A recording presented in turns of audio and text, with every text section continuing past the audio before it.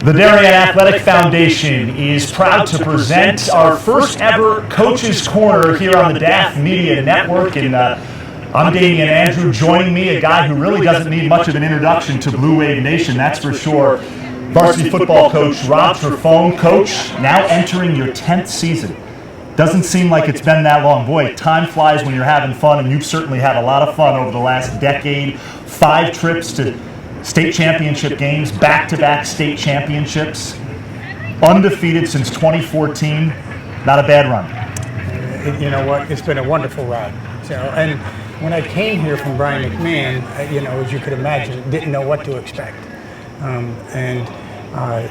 I've had great experiences at both, but the last 5 years, as you described, has been an incredible run, with an incredible group of athletes. The one thing we know about Rob Trifone coach teams, they're going to play some defense. You're a defensive guy. You like to get into the tape room or video room, break it down. The defensive front has especially been impressive the last few years. Some changes on that defensive unit going into this season. What can you tell us about the defense, specifically the guys up front? Well, as you said, you roll the clock all the way back, and I'm going to date myself, 1982. I'm the defensive coordinator at Brian McMahon High School. I'm the young, and from that day going forward, I've always been, a defensive guy and loved it. Now, the last 4 years, we've been blessed up front with the Andrew Stubers and the, Jack Tyrells and Jack Griffiths and, Sean O'Malley's. So, we've got some of those characters back, but we've got some new faces. But I'll tell you what, in the last couple of weeks, they're growing into their own roles, and I think you're going to hear some new names out there like Christian Evans and Mike Neary's not a new name, but, the younger Ivanchek, Drew Ivanchek, who, by the way, is not in the shadow of his brother. He creates his own shadow, and I tell him that all the time. So we're excited about what we have up front. You're not going to like me using this word replace, but last season you had to replace Drew's older brother Mark. This season, you mentioned him, you have to replace a guy by the name of Andrew Stuber, who's playing a little football at the University of Michigan. Let's not use the word replace, but how do you keep it going? How do you not replace those guys, but insert somebody else and keep the momentum going? Well, as you know, as high school football coaches, we can't recruit. We inherit what we've got, from the town, which is pretty darn good, as you know. But, we groom them at a young age. DJFL does a great job up through the freshman program, our sophomore/JV, they pay it forward. So those guys that played behind the Ivancheks and the Stubers and the George Reeds and stuff, they don't want to disappoint those guys. Yeah. So they try to live up to, that billing, if you will, and they work hard in the weight room. And I'll tell you what, it may not be Ivanchek or, or Stuber, but they're good football players. New QB1 this season here at Darien, Jack Joyce. He's going to be the starting quarterback. He does a lot of things well. He can run it. You like, he's very cerebral. You like the fact that he can throw it. What can we expect from Jack Joyce? Pretty much what you just described. I mean, he's an extremely mobile quarterback, whereas you look the last several years, we had Graham and we had Peters, and that was much more of a pocket, and that's who they were. This guy's not so much a pocket. Now, we still have our pocket passing game, but we have a lot more sprint out and bootleg, and, as you see in the NFL with all those, quarterbacks that can move.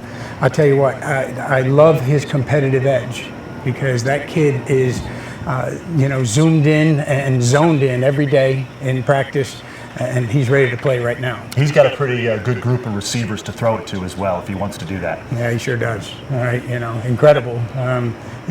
Coming back last year, you got Nick Green, you got Max Grant, you got Brian Minikis.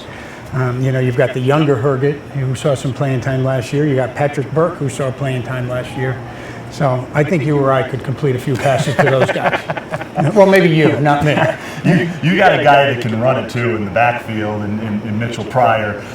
13 touchdowns last season, 742 yards. He's a nice option to have back there. Absolutely. And you know what? Again, I'm not a real big stat guy, but I can tell you this. The 742 yards is deceiving because He had a stress fracture in his foot the entire second half of the season. He still ran the ball. We started to go to Finley more often when, Mitch really couldn't even practice, practically. So you put a healthy foot, back on him, which he has right now, and the sky's the limit. So, yeah, he's a good guy to go to. In this country, when we think high school football, we think Friday night lights. It's hard to believe, but Darien has never had Friday night lights here on campus. That's going to change this season. You head to, McMahon comes here next week for the opener, under the lights, first night game in program history. That's going to be special. Extremely special. And once again, I want to thank, DAF and the community. Boy, did they fight hard, and I would constantly say to them, can I help? Well, just support us, all right? Just let us know. And so it's finally come to fruition, all right? We're excited, and the community's excited. So, next week will be a very interesting, very, big game. Right now, Damian, we got to go up to Tiger Hollow and play under those lights first. You certainly do. And let's talk a little bit about the FCX schedule. You recently were quoted as saying you think this is the deepest the league has been in quite some time. Certainly, you don't have it easy out of the gate going to Ridgefield, and then it really doesn't get much easier after that. Right. So if you listen to the sports writers and the media guys, they have listed the top 6 or 7, and we play them all right, except for Greenwich. The only team that's in the top 6 or 7 that we don't play is Greenwich High School. Otherwise, you hit Ridgefield, you hit Trumbull, you hit St. Joe's, obviously you hit New Canaan. So let me tell you, if these guys want to, get back to the Double L State Championship, they're going to have to earn it. I want to get back to the Friday night lights for 1 second. You kind of went through a similar transition when you were the head football coach at Brian McMahon. How big of an impact having lights at your football field does it have on the entire community, not just the student athletes?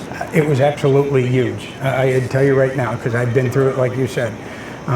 Saturday afternoons in the fall are tough with families, and there's a lot of different things going on. A lot of people work, and or have SATs or what. Friday night. I mean, what better thing than to get the community together, right? And keep them out of trouble. And, we certainly hope and enjoy, a nice round of high school football. Let me ask you one last question. Expectations going into this season. Obviously, as I mentioned earlier, undefeated since 2014. How do you keep that momentum going? Well, as you could imagine, at any level, be it high school, pro or NCAA, it's tough. And the answer, honestly, and I know it's a cliche, but we got to take one game at a time. And I've told them that. I said, look, Ridgefield and everyone, for that matter, is going to want your head. You got this huge, bullseye on your back and your front, this year. But if you just take it one game at a time, and we go through the season that way, I think we're going to be fine. Best of luck this season. All right, thank you very much. Great seeing you. He is Rob Trifone. I am Damian Andrew. And for more original content and live game broadcasts, please check out the Darien Athletic Foundation YouTube channel throughout the school year. Have a great day, everybody. Thank you.